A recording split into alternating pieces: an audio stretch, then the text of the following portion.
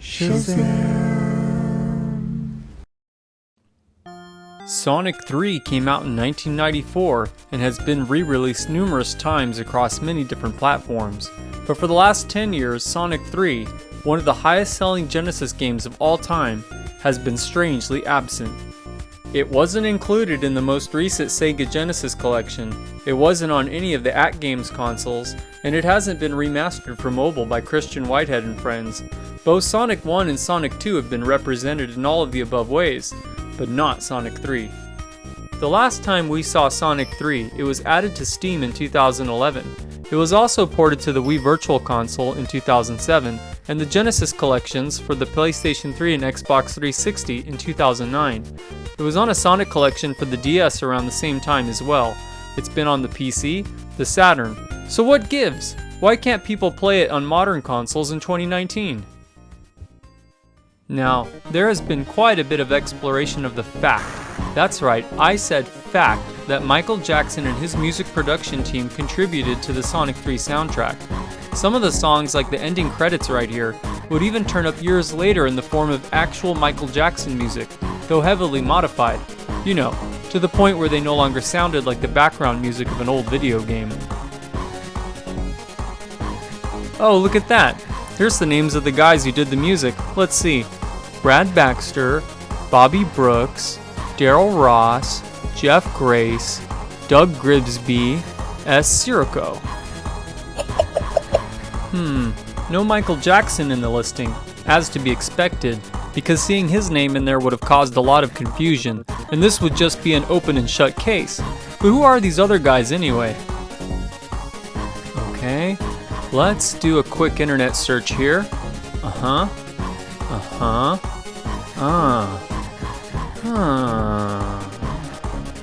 Oh, okay.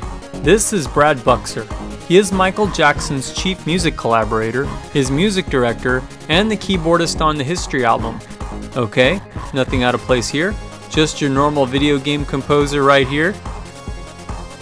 This is Bobby Brooks, a sound engineer and a drummer on Michael Jackson's History album. Okay, this is Daryl Ross, a sound engineer on Michael Jackson's History album. This is Doug Grigsby, a bass player on Michael Jackson's History album. And finally, S. Sirocco, also known as Sirocco Jones, who according to his website, collaborated with Michael Jackson on the Sonic the Hedgehog soundtrack.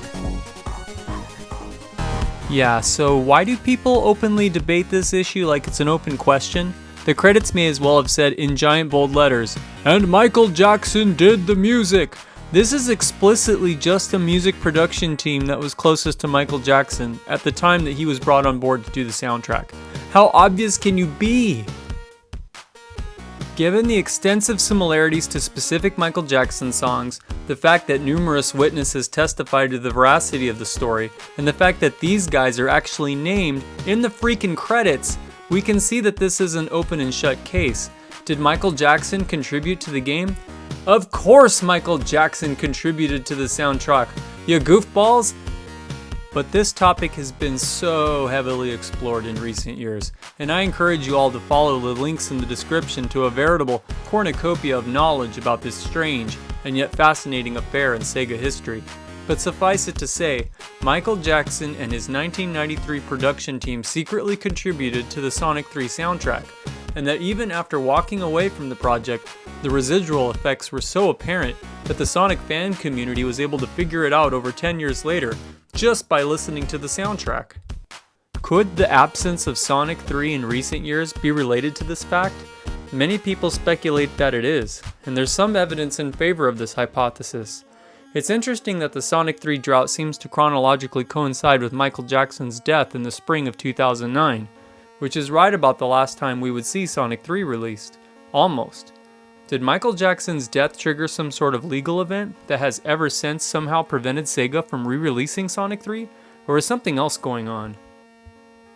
I said we've almost never seen Sonic 3 since Michael Jackson's death. Almost, because there was a mostly unnoticed Steam release that came out in 2011.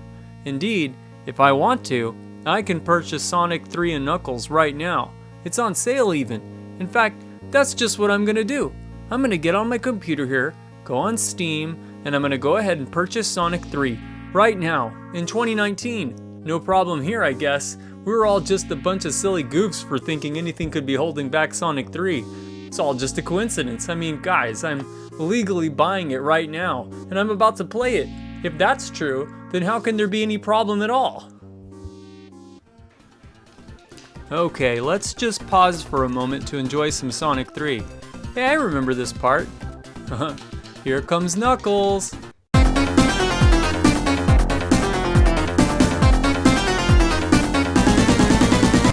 Hey, wait a minute. What the? That's not the Knuckles theme. Oh, I know what this is. This is the PC version. In 1997, Sonic 3 was re-released as part of the Sonic & Knuckles collection for PCs running on Windows. It was a fairly close port of the Sega Genesis original, except for the fact that specific music tracks were replaced. The background music of the stage's Carnival Night Zone, the Ice Cap Zone, the Launch Base Zone, as well as Knuckles' theme song and the ending credits were all changed. And that's really odd, because as it turns out, those are the exact same tracks that have specific similarities to Michael Jackson and Brad Buxer songs, and therefore seem to have been produced by Michael Jackson and his music production team. Interesting. Here's what the Knuckles theme is supposed to sound like.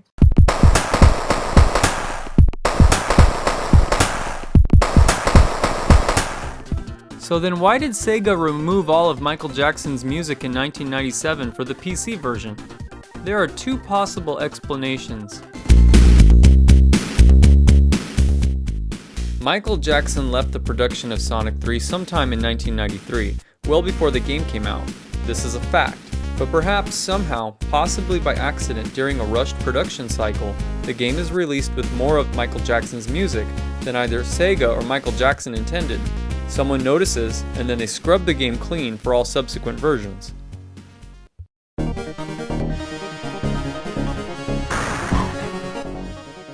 The other explanation, most often cited, is that in 1997, MIDI-ready PCs had sound cards that couldn't handle the voice sampling that was so prevalent in the Michael Jackson audio tracks. All that beatboxing and screaming and hollering were just too much for Windows to handle without shattering. Just look what happens when I play the theme from the end of the game credits.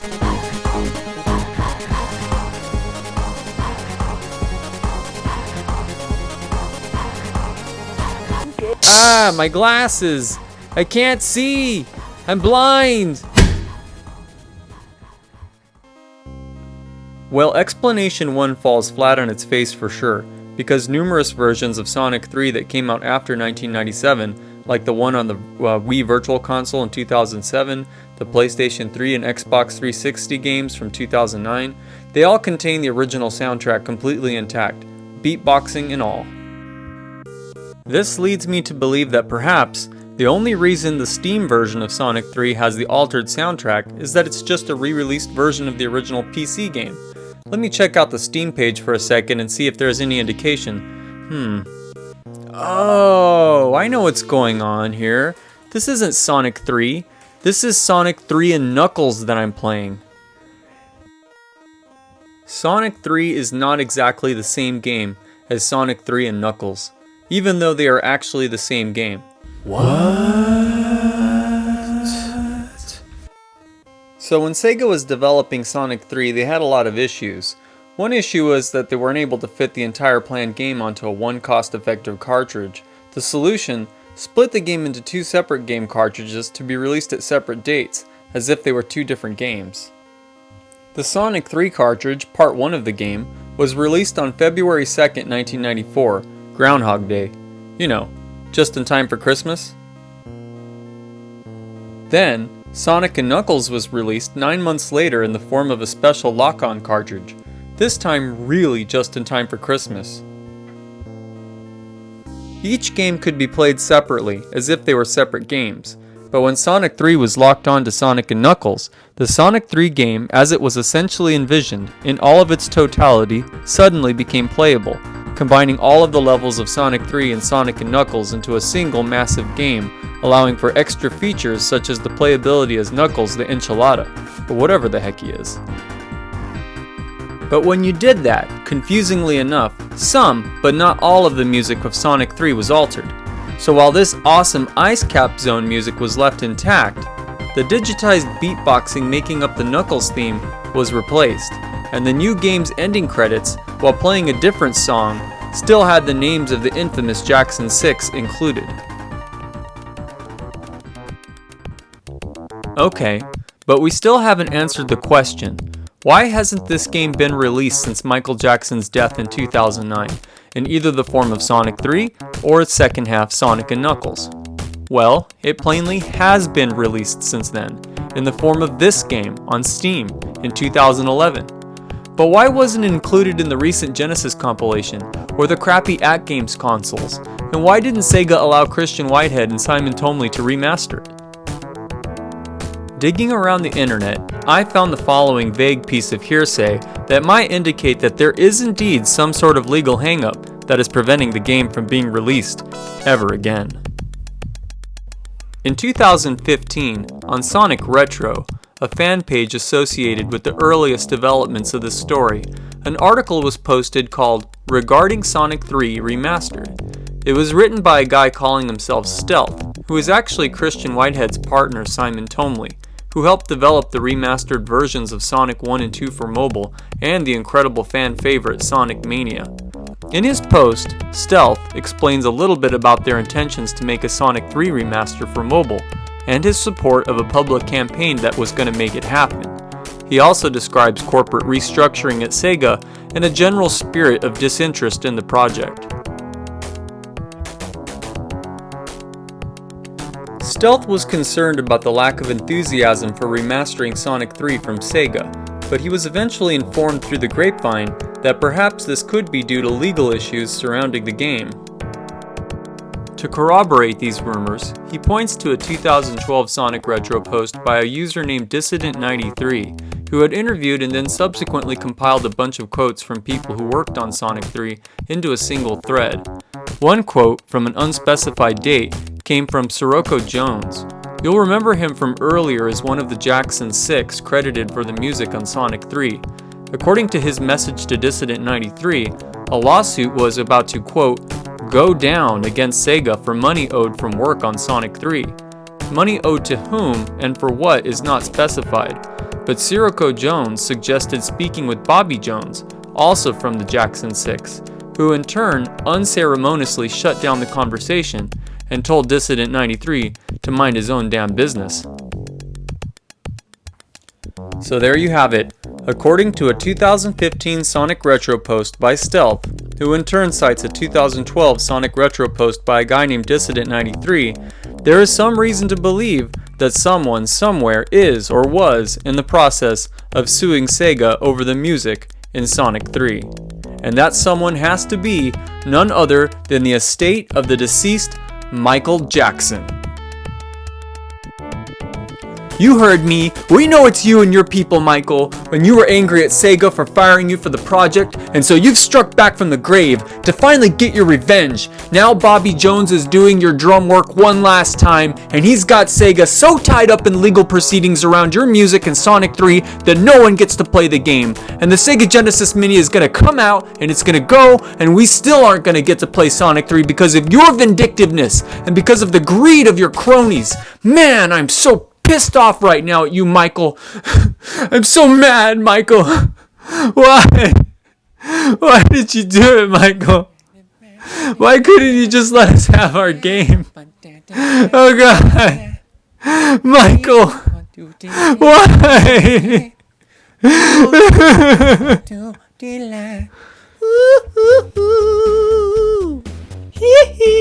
Don't talk crazy. I'd never take Sonic 3 away from the children. Michael Jackson? Jamon! Wow, it really is you. But why, Michael? Why isn't the game coming out? Listen, there are no easy answers to life's questions, and some mysteries are meant to remain a secret. But sometimes, just sometimes, the answer to what you seek can be found deep, deep within your heart. But not in this case. I'll tell you what you need to know if you promise not to spread any more of these baseless and ignorant accusations about me. Suing Sega for money. I'm Michael Jackson. I don't need any money. Plus, I'm dead. Woohoo! You got it, Michael. Anything. Just tell us, what really happened between you and Sega? And why did you leave Sonic 3 in the middle of production? Why is it this big secret that you wrote the music? And why has Sega refused to re-release the game for contemporary consoles? Well, you see, the Sega Genesis sound chip isn't able to capture the essence of my sound, and I didn't like how things were turning out, so... Wait. I've heard this one before. They say that you didn't like the Sega Genesis sound processor, and so you decided to quit and let Sega have all the music without giving you credit. But if that's really true, then why were you okay with Michael Jackson's Moonwalker on the Genesis like 3 years before that? That game was full of digitized versions of your music, and you didn't say anything about the sound processor back then. In fact, you seemed to like it so much that you came back to Sega and were ready to make yet another Sega Genesis game. That story can't possibly be true. Ow! Ooh, stop it. It was more complicated than that. But that's true, that I really didn't like the way the music had turned out. Let's be real. Did you? Have you heard the original Knuckles theme? That song is awful, awful music. Yeah, it's a little screechy. And annoying. Oh, it was awful. I couldn't put my name on a song like that. It would disappoint the children. I'm Michael Jackson. So I told Sega that was all I could do, and I let them have what we did for free. They didn't have to use that song, but they decided to keep it in there anyway. Okay. Fair enough. So why, Michael? Why won't Sega give us back our game? It's simple. Because Sega is Japanese. Huh? You want to elaborate on that? They're Japanese. Have you ever been to Japan? I've toured there bunches and bunches of times. It's like opposite land over there. They spend tons of money to have ugly teeth, and they eat green Kit Kat bars, and they don't care much about Sonic the Hedgehog either. No. It's true. I heard you say that Sonic and Knuckles was a best-selling game for the Genesis. Ow! But those numbers are only true for North America and Europe. Sonic 3 was a big flop in Japan. Sonic and Knuckles was even worse. It only sold like 30,000 copies over there. Woo-hoo. Really? It's true. Sonic was the best-selling game of all time on the Sega Genesis. It sold like 15 million copies. I would know. I personally bought like 30,000 of them. But that's only because it had a packing game that came free with the system. A system that was being sold to a Western market that always liked it a lot more than the Japanese did. In fact, Sonic the Hedgehog was tailor-made just for Americans. He's even partly modeled on me. Those are my little red shoes. Woo-hoo-hoo! And if you look at the sales figures for Sonic 1, you see a huge drop to Sonic 2, which only sold 6 million copies. Then Sonic 3 supposedly sold 4 million, but that's only if you add the sales of both Sonic 3 and Sonic & Knuckles together, as if they were just one game. And then on top of that, almost all of those sales were in the US and Europe. Japan didn't care at all about Sonic & Knuckles because it came out almost at the exact same time as the Sega Saturn. And all those little Japanese children saved up their money and bought that instead. It had Virtua Fighter. That game is fun. Woo, let's play Virtua Fighter, yeah! Wow. So you're saying the only reason we haven't seen Sonic 3 is because it's not popular in Japan, and Sega, being a Japanese company, basically just doesn't care about it either? Well, why else do you think the Japanese version of Sonic & Knuckles is so rare and expensive on eBay? Do you think because they like it? No, it's because there aren't many copies in existence. And that's because the game sold about as well as Jermaine's last album. Ow! Jermaine!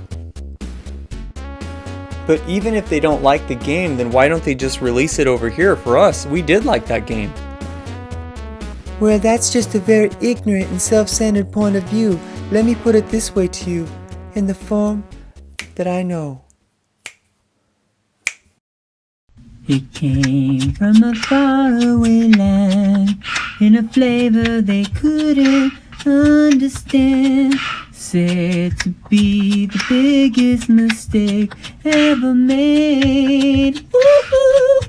A screechy bomb everyone loved to hate. It took too long to make and cost too much money.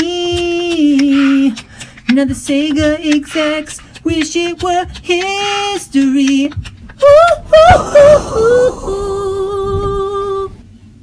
So there you have it. According to Michael Jackson, Sonic 3 isn't being blocked by some mysterious lawsuit. Sonic 3 is simply an overrated turd that bombed hard in the home country of the business people who are responsible for distributing it. And since they don't like it, it's just not a priority, I guess.